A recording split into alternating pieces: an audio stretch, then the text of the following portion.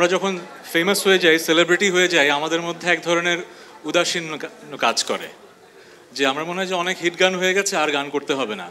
কিন্তু আমার মনে হয় যে আমরা যদি গান করতে থাকি তাহলে আমাদের লেগেসি বেঁচে থাকে। যে কারণে আমি ওনার এত প্রশংসা করলাম যে এত বছর ধরে হার্ড ওয়ার্ক করে উনি এখনও বেস্ট কাজটা দিয়ে যাচ্ছেন।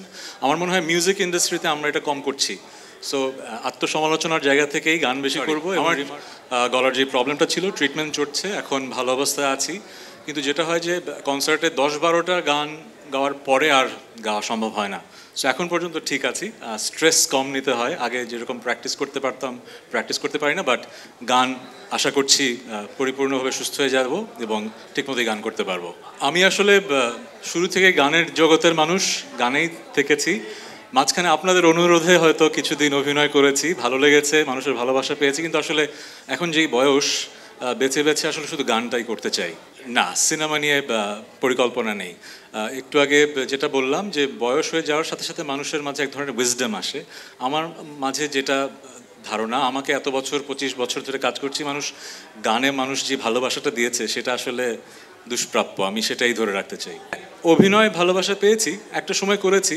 ওই যে যেরকম বললেন, যদি অসাধারণ কোনো গল্প আসে, সুযোগ আসে, করব।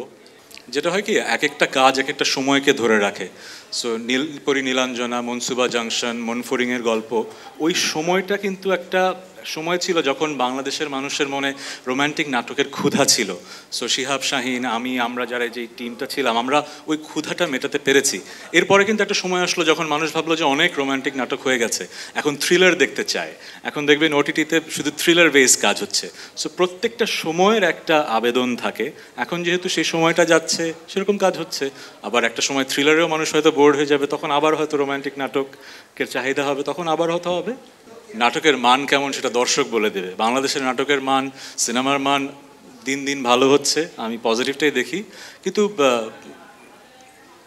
আমরা যারা কাজ করি, আমরা তো খারাপ কাজ কখনো করতে চাই না, আমরা ভালো কাজ করতে চাই। কিন্তু মানুষের টেস্ট প্রোফাইল, রুচি তো ভিন্ন রকম হয়। আপনি 18 কোটি 20 কোটি মানুষের সবাইকে তো এক জিনিস পছন্দ করাতে পারবেন না। যেরকম গত পরশুদিন আমার একটা গান রিলিজ পেয়েছে, গানটার নাম হচ্ছে ভুলে যাব। যে কোম্পানিটা গানটা প্রডিউস করেছে তারা গ্লোবাল স্ট্যান্ডার্ডে করতে চেয়েছে বলে ল্যাটিন আমেরিকার একজন ডিরেক্টরকে, স্বনামধন্য ডিরেক্টরকে হায়ার করেছে। হলিউড হিলসে একটা ম্যানশনে ভিডিও করা হয়েছে, অসাধারণ ভিডিও হয়েছে। কিন্তু আমার যারা একদম রোম্যান্টিক স্যাড গান শুনে অভ্যস্ত, তারা বলছেন যে এই ধরনের গান আপনি কেন করলেন।